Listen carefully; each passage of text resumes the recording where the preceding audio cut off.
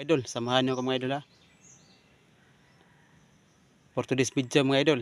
Sign for treasure mga idol oh. Ano kayong kahulugan nito mga idol? Sign for treasure mga idol. Oh, tapos may dot mga idol eh. Ito mga idol, may dot oh. Dot. Ito. Ito. Ano yung mga idol? Ano kung kahulugan ng sign nito mga idol oh? Tingnan nyo mga idol oh. Sige mga idol, salamat mga idol. Tapos video mga idol oh.